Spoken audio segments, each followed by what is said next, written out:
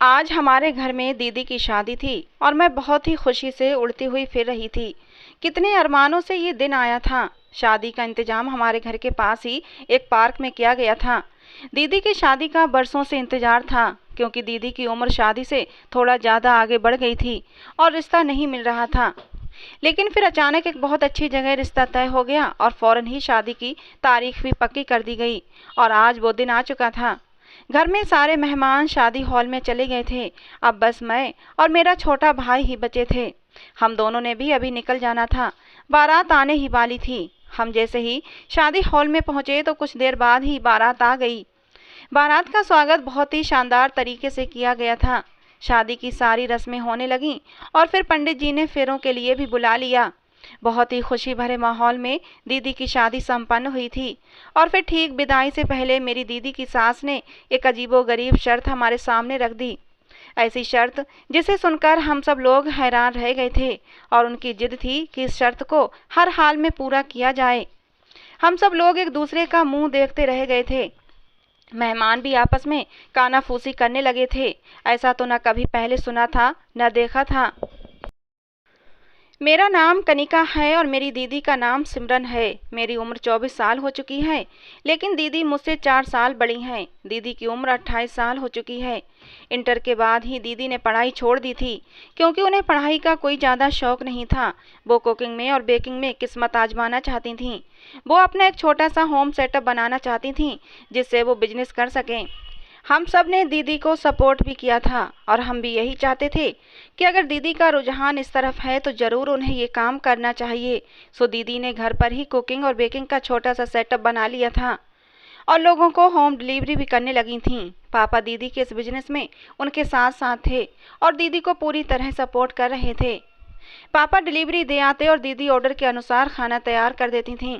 हमारा अच्छा सिस्टम चल रहा था कि पापा की वैसे भी एक अच्छी कंपनी में नौकरी थी, उनकी तनख्वाह भी अच्छी थी, इसलिए हमें रुपयों पैसों की कोई तंगी नहीं थी। जैसे ही दीदी का बिजनेस थोड़ा फैला तो अब पापा ने एक राइडर रख लिया था, जो हर ऑर्डर के हिसाब से पेमेंट लेता और खाना दे आता। मैं अभी इंटर में ही पढ़ रही थी जब दीदी ने ये बिजनेस शुरू किया था। मुझे पढ़ने का बहुत शौक था और मैं मास्टर्स करके किसी अच्छे कॉलेज में लेक्चरशिप करना चाहती थी।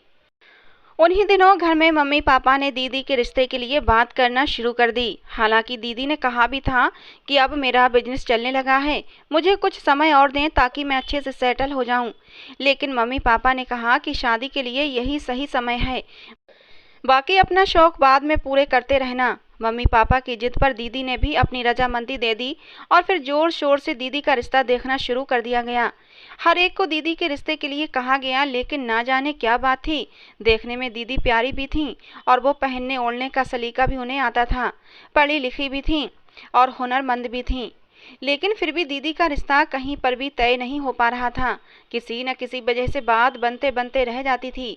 जब हमें लगता कि ये रिश्ता बिल्कुल पक्का हो जाएगा, तभी किसी न किसी वजह से बात रह जाती और हम देखते ही रह जाते।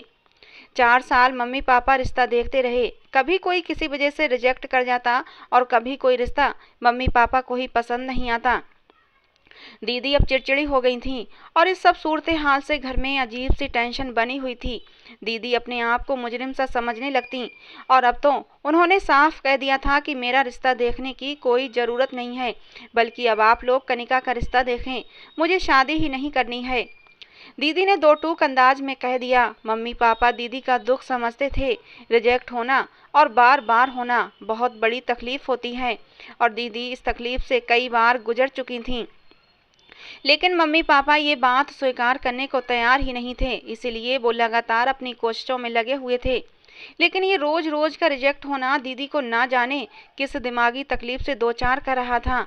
हमें तो इस बात का अंदाजा ही नहीं था कि दीदी किस जज्बाती तोड़फोड़ का शिकार हुई हैं। इसका अंदाजा तो हमें उस दिन हुआ जब दीदी ने बहुत ही खतरनाक कदम उठा लिया। हुआ कुछ यूँ था कि आज भी दीदी के रिश्ते के लिए कुछ लोग आए थे। देखने में तो वो फैमिली बहुत अच्छी लग रही थी। मम्मी पापा के साथ इधर उधर की बातें चल रही थीं कि अचानक उन आंटी ने कहा कि अपनी बेटी को तो बुलाएं। मम्मी कहने लगी, जी ज़रूर, मैं अभी बुलाती हूँ। मम्मी ने दीदी को अंदर आने को कहा तो दीदी अपने सादा से अंदाज में जाकर सोफे पर बैठ गईं। तो लड़के की माँ कहने लगी, लड़की तो अच्छी है आपकी, लेकिन उम्र काफ़ी लगती है। दीदी ने ये बात सुनकर मम्मी की तरफ देखा, लेकिन मम्मी ने इशारे से उसे चुप रहने को कहा और दीदी की जगह खुद जवाब दिया। कहने लगी, नहीं, अभी तो सिर्फ 26 की हुई है। लेकिन आंटी मानने को तैयार नहीं थी, शायद इसलिए भी कि दीदी का शरीर पहले से कुछ भरा भरा सा हो गया था। उनका कहना था कि आपकी लड़की कम से कम 32 साल की तो जरूर लगती है। मम्मी पापा चुप होकर बैठे रहे। फिर वो आंटी कहने लगी, आप लोग दहेज में क्या क्या देंगे? इतनी बात सुनना थी कि दीदी एक झटके से उठकर कमरे से बाहर चली गईं। आंटी ने इसको बदतमीजी समझा और उसी वक्त उठकर खड़ी हुई और कहने लगी, एक तो लड़की इतनी ज़्यादा उम्र की है, ऊपर से नखरा तो देखो कितना ज़्यादा है। हमें नहीं करना ऐसी लड़की से शादी, हमें नहीं करना ऐसी लड़की से शादी। मेरे बेटे के लिए और भी बहुत सारे रिश्ते हैं और इससे कम उम्र और खूबसूरत और ज़्यादा दहेज वाली लड़कियों के रिश्ते तैयार हैं। वो आंटी मम्मी पापा को जैसे धमकाते हुए चली गईं। उनके जाने के बाद मम्मी भी रोने लगीं, क्योंकि किसी ऐसी सूरत हाल का पहले कभी सामना नहीं हुआ था। लेकिन आज तो हद ही हो गई थी। दीदी भी अलग अपने कमरे में बंद हो गई थीं और मम्मी पापा अलग परेशान से बैठे हुए थे। घर का माहौल बहुत अजीब सा हो गया था। लेकिन मैं सबको नॉर्मल करने के लिए इधर उधर की बातें करती फिर रही थी। मैंने जल्दी से रात का खाना बनाया और सबको टेबल पर आने को कहा। मम्मी पापा तो कुछ देर बाद ही टेबल पर आ गए। मैंने दीदी को भी आवाज़ दी और बाहर आने को कहा, लेकिन दीदी ने दरवाज़ा नहीं खोला। मैंने 2-3 बार दरवाज़ा खटखटाया, लेकिन अंदर से कोई जवाब नहीं आया। मैंने परेशानी से पापा की तरफ देखा तो वो भी नज़र चुरा गए। मजबूरन हम लोग ही खाना खाने के लिए बैठ गए। हमारा ख्याल था कि दीदी कमरा बंद करके रो रही होंगी, लेकिन अब तो इस बात को 4 घंटे गुजर चुके थे और दीदी ने अभी तक दरवाज़ा नहीं खोला था। खाने के बाद मैंने दोबारा दीदी के कमरे का दरवाज़ा खटखटाया और ज़ोर ज़ोर से आवाज़ भी दी, लेकिन दीदी ने इस बार भी कोई जवाब नहीं दिया। अब मुझे कुछ चिंता होने लगी थी, इसीलिए मैंने पापा से कहा कि मुझे कुछ ठीक नहीं लग रहा, आप कैसे भी करके इस दरवाजे को खोलें। मुझे बहुत टेंशन हो रही है दीदी की। इस बार तो पापा भी घबरा गए थे, क्योंकि दीदी ने पहले कभी ऐसा नहीं किया था। इसलिए पापा ने और छोटे भाई ने मिलकर दरवाज़ा तोड़ दिया। लेकिन दरवाज़ा टूटते ही जो सामने का मंजर देखा, उसने हमारे पैरों तले से ज़मीन सरका दी थी। दीदी सामने ही अपने बिस्तर पर औंधे मुँह गिरी हुई थीं। मैं एकदम आगे बढ़ी और दीदी को सीधा किया। दीदी बिल्कुल बेदम थीं और उनके मुँह से हल्का सा झाग भी निकल रहा था। हम बहुत घबरा गए। मैंने परेशान होकर दीदी की नब्ज चेक की, जो बहुत हल्की हल्की चल रही थी। मैंने पापा से कहा कि पापा, दीदी को क्या हो गया है, जल्दी से दीदी को अस्पताल लेकर चलते हैं। मम्मी पापा के तो जैसे हाथ पैर ही फूल गए थे। जवान बेटी को इस हालत में देखना बहुत ही हौसले का काम था। हम सभी उसी समय दीदी को लेकर अस्पताल भागे। वहाँ पर इमरजेंसी में उनका ट्रीटमेंट किया गया। डॉक्टर के अनुसार अगर कुछ देर और गुजर जाती तो शायद दीदी का बचना नामुमकिन होता। अब भी वो पुलिस केस बना रहे थे, लेकिन पापा ने उनकी बहुत विनती की कि हमारी लड़की बदनाम हो जाएगी। डॉक्टर ने भी मेरे पापा की मजबूरी को समझते हुए पुलिस को कॉल नहीं की। दीदी को सारी रात अस्पताल में ही रखा गया। सुबह तक उनकी तबीयत काफ़ी बेहतर हो गई थी।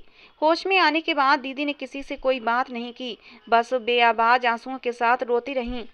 मैंने भी दीदी को कुछ नहीं कहा, क्योंकि मैं उनके अंदर का दुख जानती थी। बार बार किसी लड़की के लिए रिजेक्ट होना, जबकि उसमें कोई कमी भी ना हो, तो एक बहुत बड़ी तकलीफ होती है और मैं दीदी के इस दुख को समझ सकती थी। सुबह डॉक्टर के विजिट के बाद हम दीदी को घर ले आए। दीदी ने नींद की गोलियां क्या खाई। हमारे घर में तो जैसे मौत का सा सन्नाटा छा गया था। पापा खुद को मुजरिम समझने लगे थे कि उनकी वजह से उनकी औलाद आज दुख में है, और मैं कभी मम्मी पापा की हिम्मत बढ़ाती तो कभी दीदी को हौसला देती।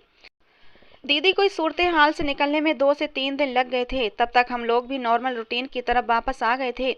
लेकिन अब कभी कभी मैं दीदी को समझाती रहती कि अगर तुम्हें कुछ हो जाता तो मम्मी पापा क्या करते। उनकी ज़िंदगी में पहले क्या कम परेशानियां थीं जो अब तुम उनको और परेशान कर रही थीं और उन्हें औलाद का दुख दे रही थीं। मैंने दीदी को बहुत समझाया और वो शर्मिंदगी से सर झुकाए बैठी रहीं, कुछ भी ना कहती। इस हादसे के बाद दीदी काफ़ी खामोश खामोश सी रहने लगी थीं।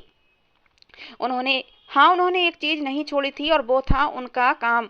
वो अपने काम के मामले में बहुत ईमानदार थीं और वक्त पर उसे पूरा करती थीं। कुछ दिन शर्मिंदगी की हालत में रहने के बाद एक दिन दीदी ने मम्मी पापा के पास जाकर हाथ जोड़कर उनसे माफ़ी मांग ली। मम्मी पापा भी शायद इसी इंतजार में थे। दीदी को सीने से लगा लिया और तीनों ऐसे रोने लगे जैसे आज सच में दुख के बादल छट गए थे। उसके बाद घर में सब कुछ नॉर्मल हो गया। मम्मी पापा रिश्ते की बात करते हुए भी डरते थे, इसलिए मैंने भी उन्हें मना कर दिया था कि आप दीदी की दिमागी हालत को देखते हुए कुछ समय के लिए कोई भी रिश्ता न देखें और ना ही किसी को घर पर बुलाएं। मेरी बात भी उनको समझ आ गई थी, इसलिए उन्होंने दोबारा रिश्ते की कोशिश नहीं की। दीदी के बाद शादी का मेरा नंबर था, लेकिन मुझे अभी शादी करनी ही नहीं थी, क्योंकि मैं अब मास्टर्स कर चुकी थी और एक कॉलेज में लेक्चरशिप के लिए अप्लाई भी कर रखा था। मेरा शौक था कि मुझे गवर्नमेंट कॉलेज में ही नौकरी मिल जाए। पढ़ाई के मामले में मैं बहुत अच्छी थी, मेरे रिजल्ट भी काफ़ी अच्छे आते थे और मैं अभी नौकरी ढूंढ रही थी। उधर मेरे घर वाले भी अब दीदी के लिए रिश्ता ढूंढने लगे थे कि उन्हीं दिनों आकाश का रिश्ता दीदी के लिए आया था। हमारे मोहल्ले में ही जानने वाले के जरिए ये रिश्ता आया था। पापा ने कहा अगर उन्हें वो हमारी बेटी उन्हें पसंद आती है तो हम रिश्ते की बात आगे चलाएंगे। जिन अंकल ने पापा को रिश्ते के बारे में बताया था, उन्होंने भी लड़के वालों को घर पर आने का टाइम दे दिया। शाम की चाय पर उन्हें इनवाइट किया गया था। मम्मी और पापा ने अच्छा खासा इंतजाम किया था। हमें पूरी उम्मीद थी कि रिश्ता पक्का हो जाएगा, इसलिए हमने तैयारी भी उसी हिसाब से की थी और वही हुआ जिसकी हमें उम्मीद थी। मेहमानों की अच्छी तरह खातिर की गई थी और बातों बातों के दौरान एक दूसरे के साथ जरूरी मामलात भी निपटा लिए गए थे। दीदी भी डरते डरते सामने आई थी, क्योंकि उन्हें डर था शायद आज भी उन्हें रिजेक्ट कर दिया जाएगा। लेकिन दीदी के बैठने के थोड़ी देर बाद ही उन्होंने दीदी के सामने ही रिश्ते के लिए हाँ कर दी और दीदी के हाथ पर शगुन के तौर पर कुछ पैसे भी रख दिए। मम्मी पापा का तो मुंह खुला का खुला रह गया था, क्योंकि उन्हें उम्मीद नहीं थी कितनी जल्दी ये रिश्ता तय हो जाएगा। इसीलिए उन्होंने भी उस वक्त कोई ऐतराज नहीं किया। दीदी शर्माकर अंदर चली गईं और आकाश के साथ दीदी का रिश्ता पक्का हो गया। मैं खुद भी दीदी के लिए बहुत खुश थी। आखिरकार उनके सब्र का फल उन्हें मिलने वाला था। एक पढ़ा लिखा अच्छा डॉक्टर उनका जीवन साथी बनने वाला था। वहीं पर बैठे बैठे लड़के वालों ने मम्मी पापा को भी अपने घर पर इनवाइट कर लिया। 3 दिन के बाद मम्मी पापा को लड़के वालों की तरफ जाना था। हमने भी अपनी तरफ से खूब बढ़ चढ़कर तैयारी की थी और 3 दिन के बाद मम्मी पापा आकाश के घर चले गए। लड़के का घर बार बहुत अच्छा था और ऐशो आराम की हर चीज घर में मौजूद थी। मैं और मम्मी पापा बार बार घर को देखकर खुश हो रहे थे। लड़का भी बहुत ही सभ्य, संस्कारी और मोहब्बत वाला था। सब कुछ ठीक था, सब कुछ अच्छा लग रहा था। वहीं बैठे बैठे आकाश की मां ने कहा, बहन जी मैं आपसे कोई ज़रूरी बात करना चाहती हूँ, उम्मीद है आप मेरी बात को समझेंगी। उन्होंने मेरी माँ से कहा तो मेरी माँ कहने लगी, जी ज़रूर कहिए क्या बात है। तो आकाश की माँ कहने लगी, दरअसल मैं बीमार रहती हूँ, शुगर और ब्लड प्रेशर की पेशेंट हूँ। कब तबीयत ख़राब हो जाए कुछ पता नहीं चलता। इसीलिए मैं चाहती हूँ कि आकाश की दुल्हन को घर ले आऊँ और उसका बसता हुआ घर देखकर मैं सुकून से मर सकूँ। मेरी बस आपसे यही विनती है कि हमें जल्द से जल्द शादी की तारीख दे दें। आकाश की मां ने कहा तो मम्मी पापा की तरफ देखने लगीं, क्योंकि मम्मी ये फैसला अकेले नहीं ले सकती थीं, इसीलिए उन्होंने पापा की राय जाननी चाहिए। पापा भी कुछ सोच विचार करके कहने लगे, ठीक है जैसी आपकी मर्जी, हमें भी इस बात पर कोई ऐतराज नहीं, बस हमें तैयारी करने का थोड़ा सा समय दीजिएगा कि हम अपनी बच्ची को अच्छे से इज्जत के साथ विदा कर सकें। पापा ने बात पूरी की तो आकाश की माँ कहने लगी, भाई साहब आप चिंता बिल्कुल मत करें, हमें दहेज बिल्कुल नहीं चाहिए। आप बस 2 कपड़ों में अपनी बेटी को विदा कर दें, हमारे लिए बहुत बड़ी बात है। आपने अपनी बच्ची हमें दे दी तो समझो सब कुछ दे दिया। आंटी ने बड़ी मोहब्बत से ये बात कही तो पापा कहने लगे, ये तो आपकी मोहब्बत और आपका बड़ापन है बहन जी, लेकिन हम ऐसे ही अपनी बच्ची को बिल्कुल खाली हाथ भी विदा नहीं कर सकते। दुनिया का दस्तूर है, समाज क्या कहेगा, इसीलिए जो उसके नसीब में होगा उसे मिलकर रहेगा। यूं बातों बातों में ही 1 महीने बाद ही शादी की तारीख भी पक्की हो गई। मम्मी पापा बहुत खुश थे। हमारे घर की पहली शादी थी और मेरी अपनी खुशी भी देखने लायक थी। मैं हर तैयारी में बढ़ चढ़कर हिस्सा ले रही थी और एक से बढ़कर एक कपड़े खरीद रही थी। दीदी के लिए भी मैंने ढेर सारी शॉपिंग की थी। उन्हीं दिनों एक खुशी मेरे और इंतजार में थी कि मुझे गवर्नमेंट कॉलेज में लेक्चरशिप की जॉब मिल गई थी और 1-2 दिन बाद मुझे कॉलेज ज्वाइन करना था। मेरी कामयाबी देखकर सब बहुत खुश हुए थे। सारे मोहल्ले में मिठाई बांटी गई थी। मैं भी बहुत खुश थी। एक के बाद एक खुशी मिल रही थी। लगता था खुशियों ने हमारे घर का रास्ता देख लिया था। पापा ने दीदी के दहेज के लिए कुछ चीज़ें तो पहले ही खरीद कर रखी हुई थीं, जबकि अब इलेक्ट्रॉनिक सामान और फर्नीचर का सामान मौके पर ही खरीदा जा रहा था। आकाश की तरफ से हमारा फिर चक्कर ही नहीं लगा था। हम शादी की तैयारियों में बुरी तरह बिजी हो गए थे कि वहाँ पर दोबारा नहीं गए, जबकि आकाश के घर वाले 1-2 बार आए भी थे दीदी का नाप लेने और इसी तरह की कुछ ज़रूरी बातचीत करने के लिए वो लोग 2-3 बार आए थे। आज हमारा प्लान आकाश की तरफ जाने का था। हम भी उनके कपड़ों का नाप लेने के लिए जा रहे थे। और दूसरे, पापा ने उनसे पूछना था कि बारात में कितने लोग शामिल होंगे। इसी सिलसिले में मैं और पापा आकाश की तरफ चले आए। हमने पहले ही ये खबर दे दी थी, इसलिए आंटी दरवाजे पर ही मौजूद थीं। अच्छे से हमारा स्वागत किया गया और हम अंदर बैठ गए। आकाश के पापा उस समय घर पर नहीं थे, जबकि आकाश घर पर ही था। आकाश से उसका नाप लिया और पापा ने आंटी से पूछा कितने लोग बारात में शामिल होंगे। आंटी ने साफ कह दिया, हमारी तरफ से सिर्फ 15-20 लोग ही बारात में आएंगे। इसकी वजह यह है कि हम आप पर ज़्यादा भार नहीं डालना चाहते। हाँ, जब हमारी तरफ मुंह दिखाई की रस्म होगी तो हम ये रस्म खूब धूमधाम से करेंगे और शहर के सबसे बड़े होटल में करेंगे। हालांकि पापा ने उनको कहा भी कि आप जितने लोग लेकर आना चाहें लेकर आ सकते हैं, हमें कोई ऐतराज़ नहीं। लेकिन आंटी ने साफ साफ मना कर दिया और फिर पापा भी उनकी खुशी पर राजी हो गए। मुझे आंटी की ये बात अच्छी नहीं लगी थी, क्योंकि मुझे ऐसा लगा जैसे उन्होंने बड़े गुरूर भरे अंदाज में हमें मना किया हो, वरना हम इतने गिरे पड़े भी नहीं थे कि 100-150 लोगों की खातिरदारी ना कर सकें। मैंने रास्ते में पापा से कहा भी कि मुझे आंटी की बात अच्छी नहीं लगी, उन्हें हमारी खुशी भी देखना चाहिए थी। लेकिन पापा कहने लगे, उनकी बात भी ठीक है बेटा, बेटी वालों पर ज़्यादा बोझ डालना ठीक नहीं, इसीलिए उन्होंने मना कर दिया होगा। अब तुम ये बात घर जाकर अपनी दीदी या अपनी माँ को मत बताना, उन्हें भी बुरा लगेगा। फिर मैं भी चुप हो गई, लेकिन मेरे दिल में गांठ सी पड़ गई थी। उसके बाद शादी के दिन पर लगाकर उड़ गए और फिर शादी का दिन भी आ गया। दुल्हन बनी दीदी बहुत ही खूबसूरत लग रही थीं। लेमन कलर के लहंगे में दुल्हन बनी दीदी ऐसी लग रही थीं जैसे आसमान से उतरी कोई परी हो। मैंने दीदी को हमेशा सादा से हुलिये में देखा था, लेकिन आज इस तरह सजे बने देखकर मैं हैरान रह गई थी।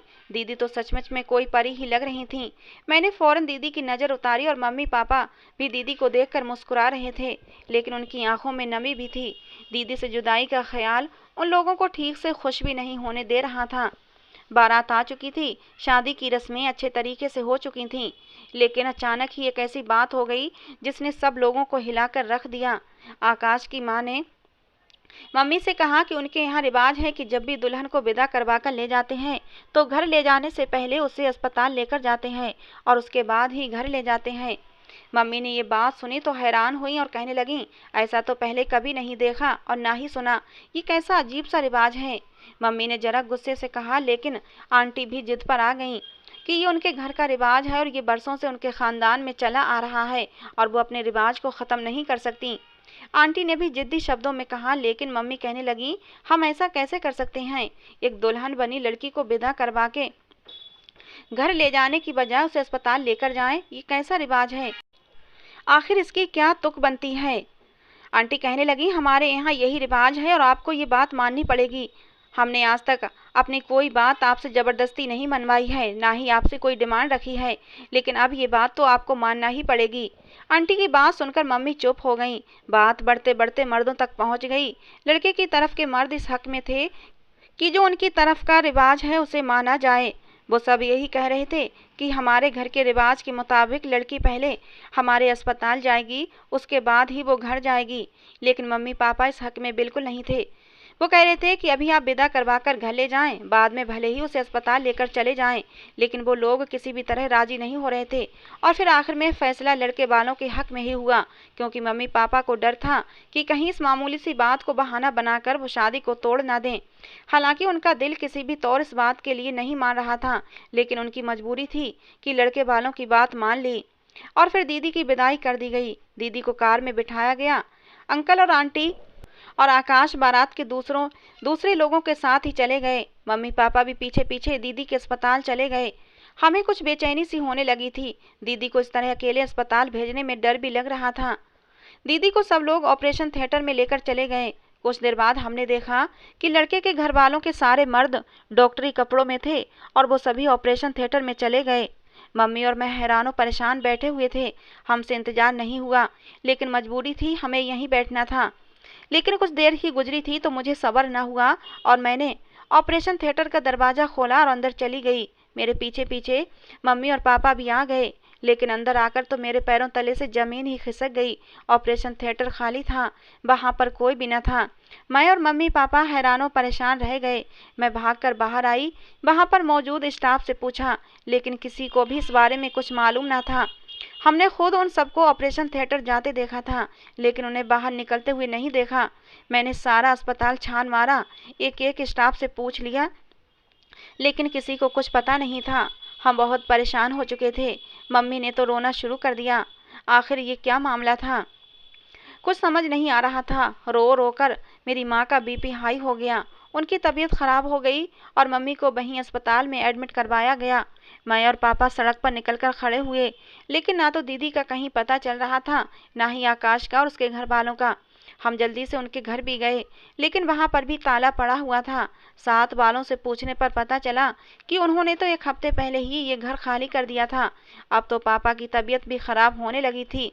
आखिर उनकी जवान बेटी का मामला था। वो लोग न जाने दीदी को लेकर कहाँ चले गए थे। आसपास लोगों से पूछा, लेकिन किसी को उन लोगों के बारे में कुछ भी मालूम नहीं था। सबने यही कहा कि वो लोग तो 1 हफ्ता पहले ही यहाँ से चले गए हैं। ये घर उन्होंने कुछ महीने पहले ही किराए पर लिया था और उनके लड़के की शादी है, ऐसा तो हमें किसी को भी पता नहीं था। हम लोग परेशान से वापस अस्पताल आ गए। अब तक मम्मी की तबीयत संभली नहीं थी। मैं और पापा वहीं मम्मी के पास ही बैठ गए।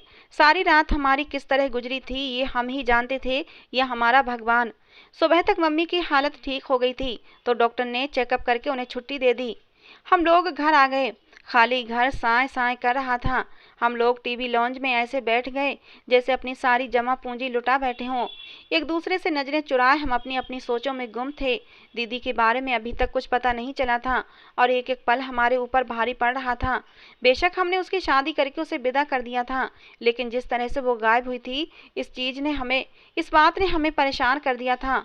और वो लोग कैसे 1 हफ्ता पहले ही घर छोड़ बैठे थे, न जाने कहाँ पर रह रहे थे और दीदी को लेकर कहाँ गए थे। आखिर उनका मकसद क्या था, ये सोच सोच कर ही हमारी रूह कांप रही थी। अचानक मेरे दिल में ख्याल आया। मैंने पापा से कहा, पापा पुलिस में रिपोर्ट कर दें, ये न हो कि दीदी को कोई बड़ा नुकसान हो जाए। मैंने कहा तो पापा कहने लगे, इस तरह तो हमारी बदनामी हो जाएगी। पहले ही उसकी बारात में जो कुछ हुआ, लोगों ने कितनी बातें बनाई थीं, और फिर अगर मैं पुलिस में रिपोर्ट करूंगा तो जगह जगह हमारे चर्चे होने लगेंगे। लेकिन मैंने कहा, पापा हमें दीदी के बारे में भी तो सोचना होगा। अगर हम बदनामी को लेकर बैठे रहे तो ऐसा ना हो कि कहीं दीदी की जान को ही खतरा हो जाए। पापा चुप हो गए। मम्मी भी रोते हुए कहने लगी, कनिका बिल्कुल ठीक कह रही है, आप पुलिस में रिपोर्ट करवा दें। कहीं से भी मेरी बच्ची मुझे वापस ला कर दें। न जाने वो किस हाल में होगी, वो जालिम लोग कौन हैं, न जाने मेरी बच्ची को कहाँ ले गए हैं। मम्मी ने रोते हुए कहा तो पापा झटके से उठकर अंदर चले गए। मुझे खुद भी इस बात का एहसास था कि अगर हम दोनों परेशान थे तो पापा भी हमसे ज़्यादा परेशान थे। समय तेजी से गुजर रहा था, लेकिन हमारे लिए तो एक एक पल सदियों बराबर भारी था। हमारी नींद उड़ चुकी थी। मैंने पापा से बहुत कहा कि पुलिस में रिपोर्ट कर दें, लेकिन पापा ने यही कहा कि आज की रात देख लेते हैं, कल पुलिस में जाकर केस रिपोर्ट दर्ज करवा दूंगा। मैंने भी पापा की जिद के आगे खामोश हो गई। पापा को सोच कर ही कह रहे होंगे। मम्मी की तबीयत हर थोड़ी देर के बाद खराब हो रही थी। कभी उनका शुगर बढ़ जाता, कभी बीपी हाई हो जाता। मैं कभी मम्मी को देखती तो कभी पापा को। ये समय हमारे लिए बहुत मुश्किल था। सारी रात ऐसे ही गुजर चुकी थी और दीदी का अब तक कुछ पता नहीं था। अगले दिन की सुबह हमारे लिए बिल्कुल भी रोशन नहीं थी। पापा बेचैनी से अंदर बाहर हो रहे थे, जबकि मम्मी अपना बीपी हाई किए लेटी हुई थीं और मैं परेशान सी बैठी हुई थी। न जाने मेरी दीदी किस हाल में होंगी और कहाँ होंगी। सारा दिन इसी तरह गुजर गया और मैंने पापा से अब इस बात पर लड़ाई करना शुरू कर दी कि आप पुलिस में कंप्लेंट क्यों नहीं करवा रहे। ऐसे हाथ पर हाथ धरे बैठने से कुछ नहीं होगा। पापा भी अब मेरी बात से राजी लग रहे थे। अभी वो थाने जाने की तैयारी कर ही रहे थे कि इतने में दरवाजे पर दस्तक हुई। मैंने हैरानी से पापा की तरफ देखा। पता नहीं इस वक्त कौन आ गया। मैं दरवाजे की तरफ आई, लेकिन दरवाज़ा खोलते ही मुझे सामने दीदी का चेहरा नजर आया और मैं चीख मारते हुए उनसे लिपट गई। लेकिन दीदी इतनी ही देर में मेरे बाजुओं में बेहोश हो चुकी थीं। मैंने फौरन चिल्लाकर पापा और मम्मी को बुलाया। वो दोनों भी भागे आए। दीदी को देखकर दोनों भी हैरान हुए और उन्होंने पहले भगवान का धन्यवाद किया, लेकिन जब दीदी को बेहोश देखा तो परेशान हो गए। दीदी को उठाकर अंदर ले आए। उसके कुछ देर बाद दीदी को होश आ चुका था, लेकिन दीदी का रंग पीला पड़ चुका था। ऐसा लग रहा था जैसे वो बरसों की बीमार हों। होश में आते ही दीदी ने अपने पेट के दाहिने तरफ हाथ रखा हुआ था और उनके चेहरे पर तकलीफ के आसार थे। मैंने दीदी से पूछा, दीदी क्या हुआ है, क्या पेट में दर्द है? मेरे पूछने पर वो ना में सिर हिलाने लगीं और फिर उन्होंने अपने सूखे होंठों पर जबान फिराते हुए मुझसे पानी मांगा।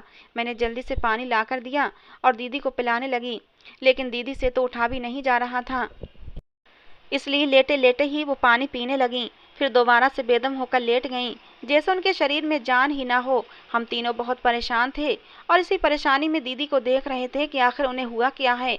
मैंने दीदी से कहा, दीदी कुछ तो बताओ, आखिर बात क्या है? दीदी ने फिर धीरे धीरे कहना शुरू किया। दीदी ने बताया, मुझे सब लोग अस्पताल ले गए तो सीधा ऑपरेशन थिएटर में ले गए थे। मैं ये देखकर बहुत डर गई थी और परेशानी से बार बार पूछ रही थी, आखिर मुझे यहाँ पर क्यों लेकर आए हो? लेकिन मेरी बात का कोई भी जवाब नहीं दे रहा था और मुझे इतने में आकाश और उनके घर वाले ऑपरेशन थिएटर में दिखाई दिए। उनमें से किसी एक ने मुझे कुछ सुंघा दिया और मैं बेहोश हो गई। उसके बाद मुझे कुछ होश न रहा। जाने वो किस तरह मुझे अस्पताल से निकाल कर ले गए, किस तरह मुझे खाली मकान में लाए, मुझे इस बारे में कुछ खबर नहीं। लेकिन जब मुझे होश आया तब हल्की हल्की मुदी आंखों से मैंने देखा कि एक पुराना सा घर था। मुझे एक बिस्तर पर लिटाया गया था और मेरे पास एक मेज के ऊपर कुछ सामान पड़ा हुआ था, जिस तरह का डॉक्टरी सामान होता है। मैंने आकाश को अपने ऊपर झुके हुए देखा था, लेकिन मुझे उस वक्त भी होश नहीं था, क्योंकि मैं शायद किसी दवा के असर में थी और मैं दोबारा फिर बेहोश हो चुकी थी। और फिर न जाने कितने घंटों के बाद मुझे होश आया तो तेज दर्द की एक लहर मेरे शरीर में दौड़ गई थी। अपने दाएं तरफ हाथ रखकर मैं जोर से चिल्लाई, लेकिन शायद वहां इस समय कोई भी मौजूद नहीं था कि मेरी चीख सुनकर कोई आता। मैं अभी भी अस्पताल के एक बेड जैसे बिस्तर पर थी और शायद मेरी टांगें बांधी गई थीं, क्योंकि इस वक्त मैं हरकत नहीं कर पा रही थी। मेरा एक हाथ भी बांधा हुआ था। मैंने परेशानी से इधर उधर देखा, लेकिन वहां पर मुझे कोई भी नजर नहीं आया। ये जगह अजीब सी थी, यहाँ पर कोई भी नहीं था। मुझे बहुत डर लग रहा था, लेकिन मुझे यहाँ से निकलने की कोई भी सूरत नजर नहीं आ रही थी। मेरे पेट के दाएं तरफ से जो दर्द होता था, उसकी लहर पूरे शरीर में ऐसे दौड़ती थी जैसे मेरी जान ही निकल रही हो। ऐसी बेबसी और दर्द में डूबे एहसास में न जाने कितना समय गुजर गया कि शाम को मैंने आकाश को देखा। वो मुझे ही देखने आया था। मैंने उससे पूछा कि आखिर तुमने मेरे साथ क्या किया है? मैं तुम्हारी पत्नी हूँ, तुमने मेरे साथ ये क्या किया है? लेकिन वो कहने लगा, तुम मेरी पत्नी नहीं हो, मैंने तो ये शादी अपने मकसद को हासिल करने के लिए की थी। उसने अजीब से शब्दों में कहा तो मैंने पूछा, मकसद? कैसा मकसद? तो वो कहने लगा कि मैं इंसानी अंगों का कारोबार करता हूँ और जवान लड़कियों के अंग बेचता हूँ। जब मेरे पास डिमांड आती है तो मैं उन्हें महंगे दामों पर बेच देता हूँ और ख़ासकर कुंवारी जवान लड़कियों के अंग लोग बहुत ही जल्दी खरीदते हैं, क्योंकि ये किसी न किसी को डोनेट करने के भी काम आते हैं और फिर दवाइयों में भी इस्तेमाल होते हैं और मेकअप बनाने के सामान में भी इनका इस्तेमाल किया जाता है। मेरे पास अभी कुंवारी लड़की के गुर्दे की डिमांड थी। बहुत अमीर पैसे वाली फैमिली है, उसे अपनी इकलौती बेटी के लिए गुर्दे की डिमांड थी और वो मुझे इसकी मुंह बोली कीमत देने के लिए तैयार था। इसीलिए मैंने तुमसे शादी करने का नाटक किया और तुम्हारा एक गुर्दा निकाल कर मैं महंगे दामों पर बेच चुका हूँ। अब तुम तब तक मेरे पास हो जब तक मेरे पास दूसरे गुर्दे की डिमांड नहीं आ जाती। उसके बाद मैं तुम्हारा काम तमाम करके तुम्हें कहीं फेंक दूंगा और तुम्हारे घर वाले मुझ तक पहुँच भी नहीं सकेंगे। उसकी ये बातें सुनकर मैं डर के मारे कांप कर रह गई थी। कुछ देर बाद ही आकाश वहां से चला गया। मुझे सोचने का मौका मिल गया था। मैं यहाँ से भाग जाना चाहती थी। मैं इस तरह यहाँ पर रहकर मर नहीं सकती थी, इसीलिए मैंने आसपास नज़र घुमाकर भागने का सोचा, लेकिन मुझे तो रस्सियों से बांधा गया था। मेरे एक हाथ की रस्सी ढीली थी, शायद इसलिए कि मैं अपने करीब पड़ी कोई चीज़ उठा सकूं। इसलिए मैंने कोशिश करके कुछ ही दूर पड़ी एक कैंची उठाई। एक एक करके अपने हाथ पैरों की रस्सियां काटने लगी। कुछ देर की मेहनत और तकलीफ बर्दाश्त करने के बाद मैं रस्सियां काटने में कामयाब हो गई थी और फिर मैं वहां से भाग निकली। ये जगह शहर से दूर थी। मेरा एक गुर्दा भी अभी अभी ऑपरेशन करके निकाला गया था। घाव अभी कच्चा था। मुझे भागते हुए बहुत ही तकलीफ हो रही थी, लेकिन मैं किसी न किसी तरह सड़क किनारे पहुंच गई और वहां से लिफ्ट लेकर घर चली आई। दीदी ने अपनी दुख भरी दास्तान सुनाई तो हम सब अपनी जगह पत्थर के हो गए थे। कैसे जालिम लोग थे कि इतनी खतरनाक तरह से वो लड़कियों के साथ ऐसा खेल खेलते थे। इतना घिनौना खेल खेलते हुए उन्हें जरा भी शर्म नहीं आती थी। शुक्र है कि मेरी दीदी बच गईं। अभी सिर्फ एक ही गुर्दा गया था, वरना तो वो जाने दीदी के साथ और क्या करते। पापा उसी समय उठकर बाहर चले गए। मुझे मालूम हुआ कि वो कहाँ गए हैं। जो काम वो पहले नहीं कर रहे थे अब वो करने गए हैं। पापा ने पुलिस में कंप्लेंट करने गए थे। दीदी को इस सब से निकलने में बहुत समय लगा था, लेकिन दिमागी तौर पर वो बहुत ज़्यादा डिस्टर्ब हो चुकी थीं। इस हादसे को 1 साल गुजर चुका था। पापा की मेहनत रंग लाई, आकाश पकड़ा गया और दीदी ने उसे पहचान कर उसके खिलाफ एक मजबूत केस कर दिया था। आकाश अब पुलिस हिरासत में है और पुलिस उसकी अच्छी खातिरदारी कर रही है और पुलिस की खातिरदारी से आकाश ने अपने और साथियों का भी पता बता दिया था। उनको भी पुलिस ने अपनी हिरासत में ले लिया है। धीरे धीरे दीदी जिंदगी की तरफ लौटने लगी थीं। अब उन्होंने मम्मी पापा के सामने हाथ जोड़कर विनती की थी कि मेरी शादी का नाम भी मत लेना, और वो दोबारा से अपने बिजनेस को शुरू कर चुकी थीं। दीदी का रेस्टोरेंट दिनों दिन चलने लगा था। मैं कॉलेज में लेक्चरशिप कर रही थी। मम्मी पापा ने कभी हमारे सामने शादी की बात नहीं की। दीदी से तो भूल कर भी शादी का नाम नहीं लेते थे। दीदी का यही कहना था कि शादी जिंदगी का कोई जरूरी हिस्सा नहीं है। मर्द के बिना भी औरत अपने पैरों पर खड़ी हो सकती है और अपनी जिंदगी अकेले ही गुजार सकती है। लेकिन मम्मी पापा के दिल में कहीं ना कहीं ये तो जरूर था कि उनकी दोनों बेटियां अपने घर की हो जाएं। लेकिन दीदी के साथ हुए इस हादसे की वजह से वो इतना ज़्यादा डर चुके थे कि शादी का नाम नहीं लेते थे। इस हादसे को अब 3 साल गुजर चुके हैं। दीदी की उम्र 31 साल हो चुकी है और मेरी उम्र भी 27 साल हो चुकी है। दीदी के साथ साथ पापा को मेरी टेंशन भी खाती रहती है कि मेरी भी उम्र शादी के लिए निकली जा रही है, लेकिन वो कह नहीं सकते थे। और उस दिन मम्मी पापा की मुश्किल हल हुई जब मुझे अपने एक प्रोफेसर से मोहब्बत हुई। रणबीर मेरे ही कॉलेज में प्रोफेसर थे। हम दोनों के बीच अच्छी बातचीत होती थी, लेकिन एक दिन रणबीर ने मुझे प्रपोज कर दिया। मुझे भी रणबीर में कोई कमी नज़र नहीं आती थी और शायद मैं भी दिल ही दिल में रणबीर को पसंद करती थी। मैंने मम्मी पापा को बताया तो मम्मी पापा खुश हो गए, दीदी भी खुश हो गई। चट मंगनी और पट ब्याह हो गया। मैं दुल्हन बनकर रणबीर के घर आ गई। रणबीर बहुत अच्छा था, मेरा बहुत ख्याल रखता था। जिंदगी में कोई कमी नहीं थी, हर तरफ खुशियां ही खुशियां थीं। बस कभी कभी दीदी का सोचती हूँ तो दिल उदासी से भर जाता है और भगवान से प्रार्थना करती हूँ कि रणबीर जैसा ही कोई जीवन साथी मेरी दीदी की ज़िंदगी में भी आ जाए और उन्हें ज़िंदगी की सारी खुशियाँ मिल जाएं।